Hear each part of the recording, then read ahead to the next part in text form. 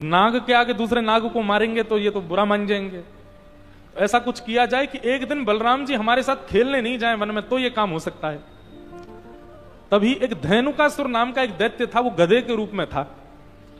ग्वाल बालों ने जाकर के ठाकुर जी से शिकायत करी, बोले लाला एक धेनुकासुर नाम को दैत्य है, वो हमको फल ना खान दे वन में थे, तू वाकू मार दे। ठाकुर जी बोले सबरे राक्षसन को मारवे को ठेका मैंने लियो है, जो बलराम दादा कछु करे ना, पढ़ो पढ़ो पूरे दिन बैठो रे, या तो मरवाओ एक आधे। दाऊ दादा उठ के बैठ गए, बोले अरे हम कोई कमे का, लाला तू आराम कर, हम जा रहे हैं आज। ठाकुर जी ने अपने चेला भेज दिए दो संग में, बोले सुनो बलराम जी राक्षस को मारने के बाद में सोचेंगे जैसे मेरी जय जयकार होती है, जैसे मेरी आरती होती है, वैसे इनकी भी हो, पर तुम ऐसा होने मत देना।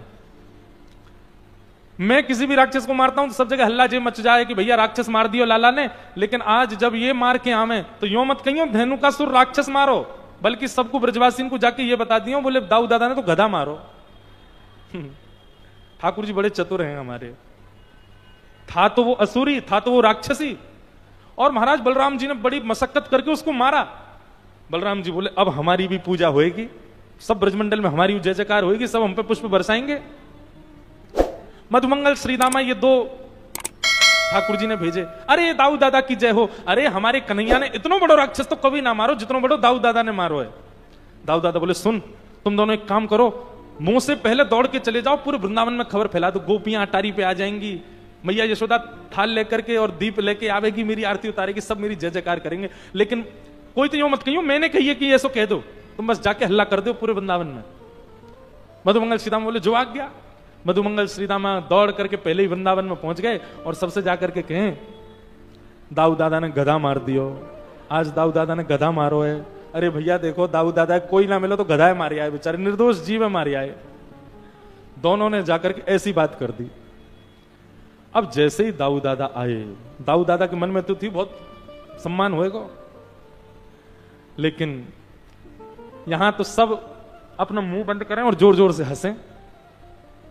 दाऊ दादा बोले आप लोग सब हंस क्यों रहे हो?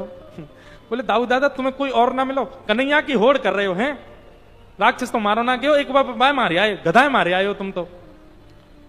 दाऊ दादा बोले तुमसे कौन ने कही गधा? अरे वो गधा हो लेकिन वो राक्षस। बोले हमें सब पता हो, बात मत बनाओ, गधा है मारे। अरे राम राम राम, बता निर्दोष जीव मार दियो। दाऊ दादा को बड़ा गुस्सा आयो।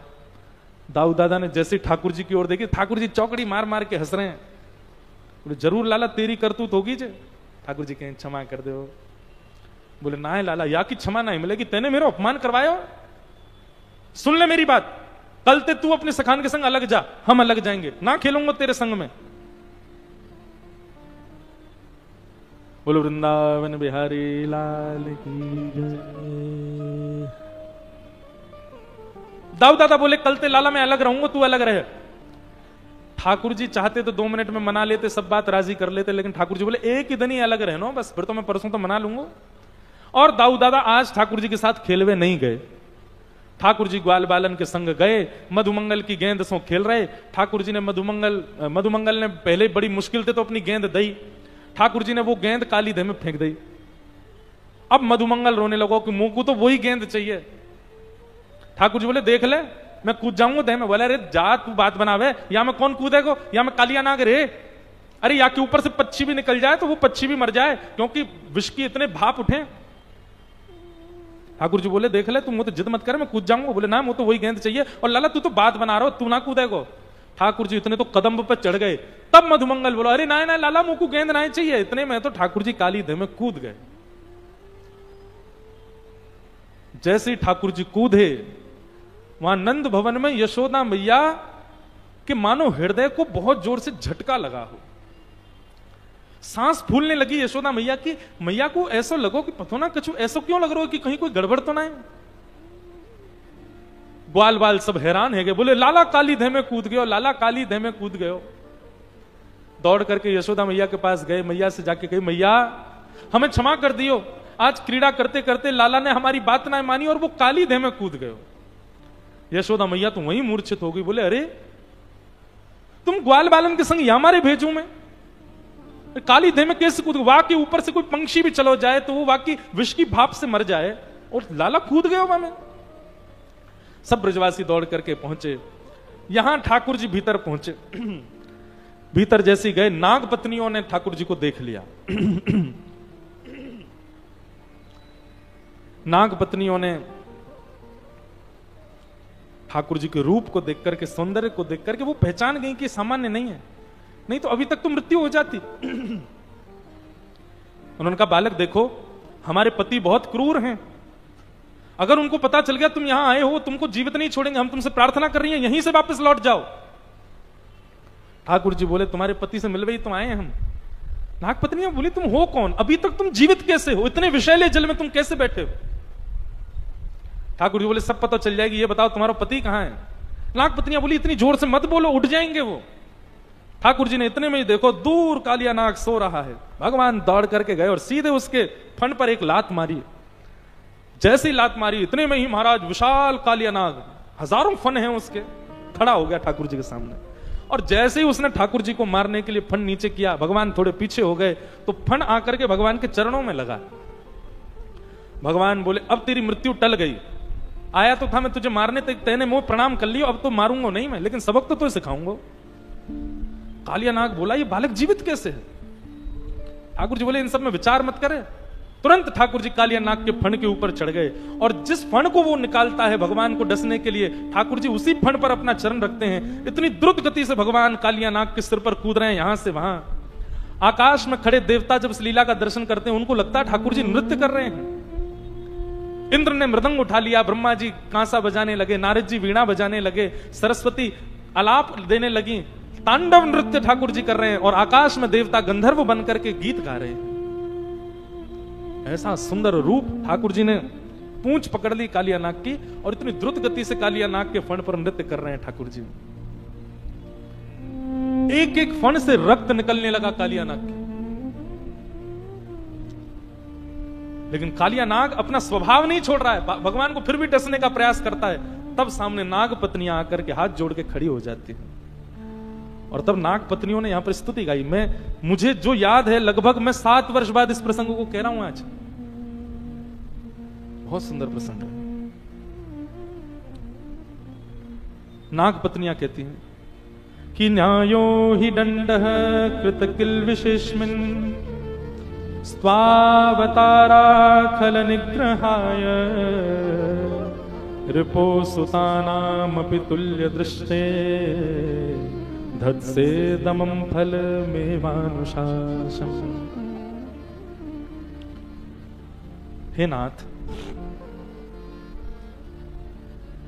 निश्चित ही हमारे पति ने कोई पुण्य किया होगा। क्यों? क्योंकि आपके चरण कमल किसी को सामान्यतः प्राप्त नहीं होते। भगवान के अनावृत चरणों का स्पर्श सबको प्राप्त नहीं हुआ, पर धन्य है हमारे पति कालिया नाग कि उन्होंने निश्चित ही कोई पुण्य किया होगा, जो आपके चरण कमल उनके सिर पर विराजमान हो गए। हे नाथ, आप हमारे पति को मुक्त कर दीजिए। भगवान बोले, क्यों मुक्त कर दूं? एक कारण बता दो कि मैं इसको मुक्त कर दूं। तब यहां पर नाग पत्नियों ने कितनी चतुर बात कही। बोले कि भगवान, व्यक्ति की मृत्यु काम, क्रोध, लोभ, ईर्षा, द्वेष, अभिनिवेश, अहंता, ममता, चिंता आदि आदि विषयों में पढ़ करके होती है। और जब व्यक्ति मर जाता है तो सब चर्चा करते हैं, अरे वो क्यों मर गया? अरे क्या उसके सिर पे तो काम मंडरा रहा था। लोग चर्चा करते हैं, वो क्यों मर गया? उसके सिर पे तो पुत्र का मोह मंडरा रहा था, वो क्यों मर गया? बोले उसके तो चित्त में व्यापार की बड़ी चिंता मंडरा रही थी। कल को लोग पूछेंगे कालिया नाग कैसे मर गया, तो सब कहेंगे उसके सिर पर कृष्ण मंडरा रहे थे। इसका मतलब श्री कृष्ण जिसके सिर पर विराजमान हो उसकी मृत्यु नहीं होनी चाहिए। नाथ, हम तो आपकी भलाई के लिए कह रहे हैं, हमारे पति को छोड़ दो। भगवान बोले, हे नाग पत्नियों, मैं तुम्हारी इस भाव से रीझ गया हूं। तुम्हारा जो ये भाव है, इसके कारण इसको नहीं छोड़ रहा हूं मैं, तुम्हारे कारण छोड़ूंगा। तब नाग पत्नियों ने, ये श्लोक भागवत में 3 बार आता है। गोपियां कहती हैं, नाग पत्नियां कहती हैं कि न नाक पृष्ठम न च पारमेष्ठम न सार्वभौमम न रसाधिपत्यम